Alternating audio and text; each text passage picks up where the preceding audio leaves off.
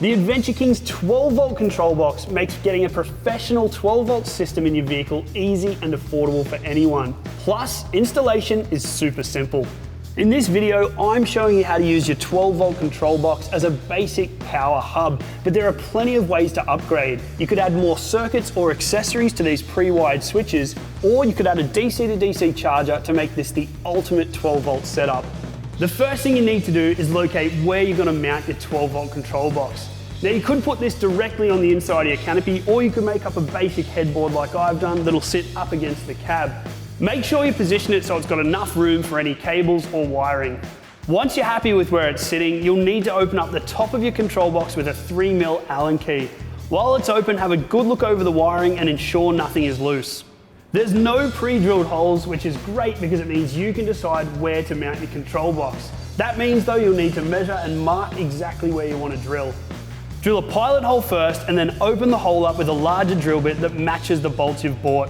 We suggest using at least 4 M10 bolts, so a 10mm hole should suit. Make sure you clean up any alloy swarf around the holes or in the box. Doing this outside the vehicle makes it super easy to transfer your bolt pattern onto your surface. Just make sure you use a solid texture. Otherwise, if you need to mount the control box inside the canopy, use a piece of cardboard as a template and then transfer that bolt pattern inside. Now drill the holes into your canopy or headboard using the same procedure as earlier, starting with a small diameter pilot hole and then following that up with a larger drill bit. Again, clean up any mess. Move the control box into position and slot the bolts and washers in to keep it in place. Then add washers and nylon locking nuts to the other side and tighten.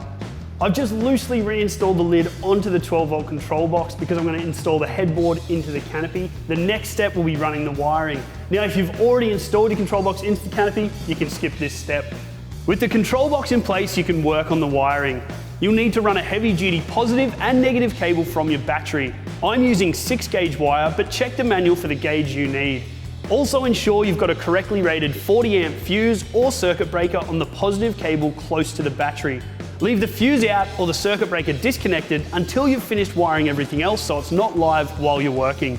There's a grommet on every side of the control box, so put a small cut in the one you're using so you can feed the wires through. The positive cable will connect to this red terminal post with the existing cable, and the earth will go to the black post here. Make sure you tighten them up. With that, add the fuse or circuit breaker back in and you'll have power. Your voltmeter will display your battery voltage and all the sockets are ready to use. Take a second to tidy up the wiring so it looks neat.